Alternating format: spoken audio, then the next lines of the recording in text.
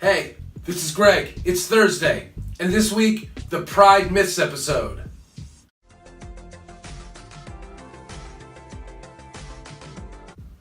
What's happening, you guys? This is Greg, and happy Pride Month out there to all the bears and all the non-bears and all the people in between. It's really great. I love this month. June, it's our month. I love it. And I just wanted to throw together a little video for you guys because there's a couple of misconceptions that people have about Pride. And I just wanted to throw some of them out there and tell you guys exactly what the real deal is on those. So hang out with me for a few minutes. Click like if you love it. And hang out with me while I bring you some Pride myths that you maybe didn't know about. First myth I want to get into is the myth that Pride is one big sexual pile-on. It's not true. Guys, there's nobody naked at Pride. Maybe close. Pretty. Okay, I'll agree. I'll agree to be pretty close. But there's just nobody naked running around. Guys, I've been to like 6 or 7 of them at least, and I have a bunch more to go to. I know I should have gone to like 12 by now. I know. But the fact still remains, nobody's ever been naked. Because believe me, I love naked people. So if I knew there were naked people in the vicinity, my naked people sense would be tingling. I would know. I could zero in on them. I have a thing with naked people. I just know where they are. It's crazy. It's like a superpower. I don't know. But regardless, it's not like that. Everything's not sexualized. There's family stuff there. There's all sorts of crazy things going on. There's educational stuff. There's safe sex stuff, of course. There's a whole vendor market. There's lots of speakers. It's not what it's about. Which brings me to my next myth. Pride is just a party. It's just once a year where all the LGBTQ people get together and they dance in the streets and they throw their lifestyles in everybody's faces. No, that's false. It's super wrong. It's wrong.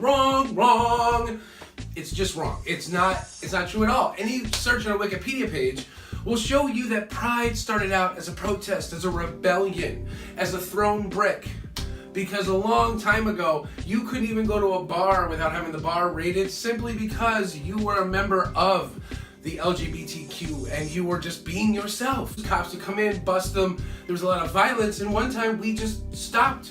One day in Stonewall, at the Stonewall bar in New York City, we just stopped taking it. And from then on, that's why we celebrate Pride. Now, that brings me to a very important point that a lot of people have been discussing lately, and that is companies that seem to support us a lot during Pride season, because we see them, they're advertising for us, they're putting the rainbow on their stuff, but are they really allies? Do they really support our community? Do they have progressive and modernized HR appropriate stuff protecting employees that work for them, or are they just really happy to see us because they know they have money? You really got you don't think that every vendor that you see at Pride is an ultra ally of the community. They just filled out an application and they don't have any overtly anti-gay stuff about them. Come on in. But we don't know if they have progressive rules and or protections within the company for members of our community that may be working for them, and we don't know where that money is going to whose campaign and where. These businesses are there to make money, and there's nothing wrong with that, but we can't always assume that they got our back. You guys rock for hanging out with me all the way to this part of the video, and thank you so much. If you truly dug this video today, please don't forget to slam the like button. And if you're new to the channel and this is a new video for you, click subscribe, because I always put these out every Thursday. Let's get into this last myth. This myth is an important one, you guys, because it's like a myth within our own community. And it's a myth that says that families, LGBTQ plus families, shouldn't go to Pride. Pride's not for them. Pride's for partying and singles and debauchery and things like that, feeding into other myths. It's not true. It's not true. No. It's not true. And you can go to a Pride now in a modern Pride festival, and you will see that it's divided up into sections, like a Pride Village or Pride Fest. There's like a rainbow discovery zone for kids and stuff, and especially at the Providence one, there's lots of different places that are oriented toward families, lots of activities that are oriented toward families, lots of that stuff, guys. We've grown, we've modernized, we are one big community with singles and couples and families, and Pride, it's for everybody. Thank you so much for hanging out with me and letting me show you some of these myths that people have about Pride. As always, like, comment, subscribe, and hit the bell so you'll always know when me and the rest of the MOTD guys put out new videos. And if you had your notifications on, you know that Jake is auditioning for the channel.